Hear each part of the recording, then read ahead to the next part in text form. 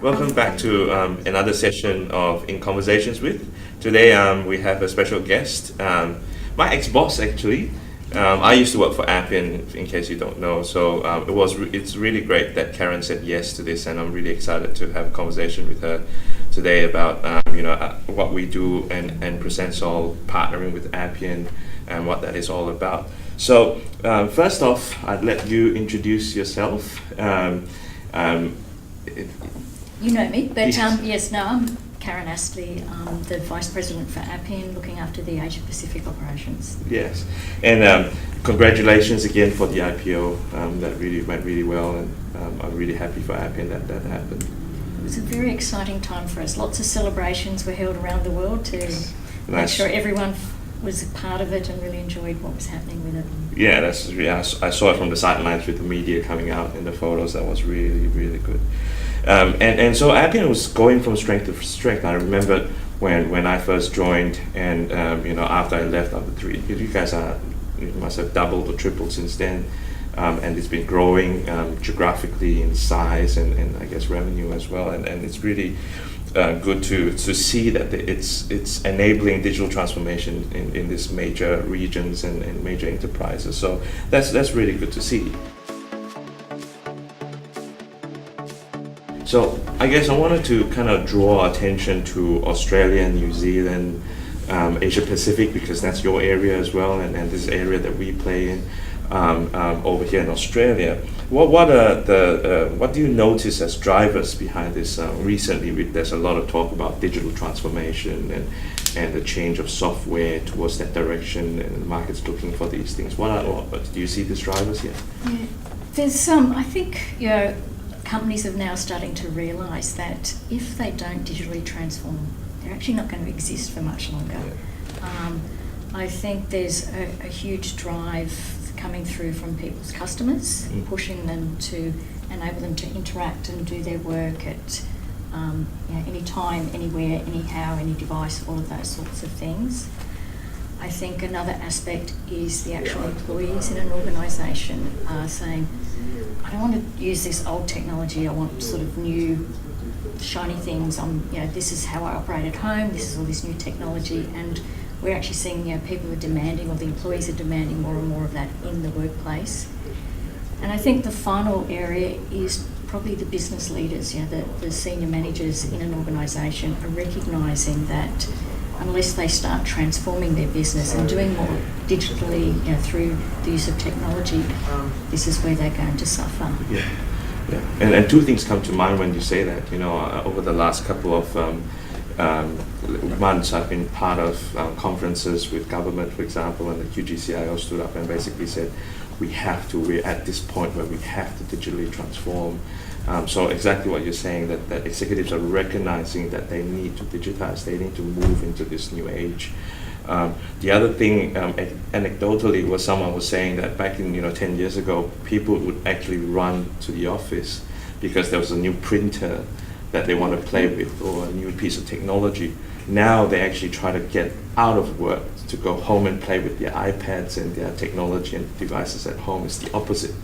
And the office is actually a dinosaur and archaic software and stuff like that. So that we've reached a point where there's this tsunami coming that everyone wants to change. So I guess, what has customers been saying about why Appian? Obviously, Appian's been used a lot in Asia Pacific now in many different customers. What have they been saying? Why is Appian the right platform for this digital transformation revolution?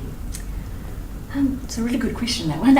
I think there's a whole pile of factors. What we're seeing is people are coming and looking at Appian for a variety of different reasons, but I think ultimately it comes down to that the Appian platform gives you sort of a low-code application development, so it gives you that rapid development, it gives you that powerful dynamic case management capabilities, and it gives you, one of the leading business process management platforms, all in one platform. Yeah. So it can be used to address a variety of business problems or solutions in an organisation. Yeah. So it's that ability for people to rapidly deploy solutions to address a variety of problem areas across customer servicing, back office operations, onboarding customers, anything really there. and just in a very fast, rapid manner. Yeah. I think speed is that core, isn't it? It has to be easy, it has to be fast, because these days there isn't any time to kind of fiddle around and build large wads of code by cutting them anymore. It's about in order to digitally transform, you kind of can't spend too much money doing it, and you kind of can't spend years, implementing something, but it's sort of small increments and kind of moving it that way, and that's really powerful, especially if you do a second round. So with the case management and the process and the BPM type approaches with the modeling, you can actually go second round and evolve as you go, which is I think what I really like about the platform. And that's sort of one of the key approaches that we have to solutions is, like one, use an agile methodology so that you can do that, get something out very quickly. And as Procensol know, as one of our partners, that a lot of our projects we look at, do it 6 to 8 weeks, get something out there, and then, as you're saying, improve it. Look at, well, actually we forgot this or we didn't do this, and just continually improve it. But it enables that rapid engagement. You get something out fast so that people aren't thinking, where's this new system coming? With some projects you're waiting months and months, and people don't want that anymore. So this is where these rapid development capabilities of Appian enables people to get things out very quickly and start getting benefits very quickly. Yeah, awesome. So I think moving to, I guess you were saying, we started off by saying that Appian's gone IPO recently and it's massively expanding, and I know you guys are very busy in this region as well, and so we live in an age where it's no longer kind of very sort of siloed competition, but we're in a collaborative age, where people can't see that they work and be able to do everything themselves, and hence there's this partner network, and it's awesome that Appian has a partner network and a partner community and forum, and we're able to communicate and learn and do all these things, and hence a while back you guys introduced the Appian Trusted Partner Program, and we're really pleased to be part of this journey as well. But can you tell us, for those who don't know, a little bit about what the Appian Trusted Partner Program is? So, first off, partners are very important to Appian. I think most software companies realise that they can't, or it's unrealistic to expect them to be able to deliver every project for every customer.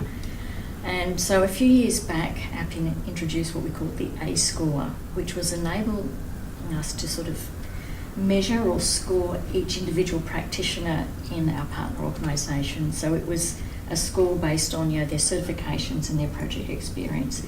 So it was sort of to give our customers a degree of confidence if they engaged with this partner resource that they had appropriate skills. As we started collating all that information and evolving it over time, we started to recognise that there's a tier of partners who are far more committed to Appian.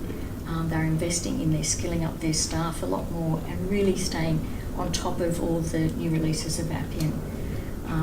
Procensol are one of them. But one of the things, Appian does quarterly releases, so every quarter there's new versions of the software coming out, new functions, new features. And one of the key aspects that a trusted partner gets is this early access to the new release. So that gives those organisations the advantage of being able to have their staff trained up on all the new features on the day that they come out to a general release to the clients there. So I think that's probably a key advantage of that whole program. And again, as I said again, we're really excited to be part of that and to be able to touch and feel, as soon as it's out or even before it's out, so that we can actually play with it and understand it and have a conversation with the vendor about it, with Appian about it as well. That's been really good. And so thank you for that. Thank you for selecting us. We've done a lot of work with Procensol, both in UK, Europe, as well as here in sort of the Asia Pac region. And we're very happy with the quality of your staff, the commitment that you've made to skilling them all up in Appian. So we must be one of the longer ones as well, isn't it? But in the UK, 8 years. Yeah, probably are one of our longer term partners. Yes. That's good. So what's next though? What's on the horizon? Recently I posted, I guess, on Twitter and LinkedIn that my prediction is in 10, 15 years, there will be no devs. That Appian would use AI and machine learning and all the kind of, I guess, plumbing, if you will, all the modules that usually devs would build will be now kind of self-assembling and kind of self-building, and people would have to evolve into being agile and analysts to be able to interact with the business to actually get and design the requirements, but at the end of the day, the platform sorts itself out. What's your view on that? I think we're in a really exciting time with technology and the speed at which we're seeing changes and developments happening. If we think there's all the sort of the artificial intelligence, the cognitive learning, and robotics, process automation coming into the fields, I still think Appian's very well positioned to take advantage of that and to provide, almost being the backbone or the core enabler for organisations to bring those technologies in and to integrate them into the businesses there. Yep. And the concept of the citizen developer, moving away from all software development being a function of sort of specialist IT resources, we're seeing that already. There's a local bank in Australia who is already rolling Appian out to their business, and they have people out in the business units building Appian solutions, supported by sort of just more trained, more technical resources who may be involved to do complex integrations to back-end banking systems and things there. So I think we're really starting to see that change happening already, and I think it's just going to get faster and faster. Yeah, that's really it's really exciting to see what's going to happen next. Thank you for the time, and till next time. Stay tuned for In Conversations with.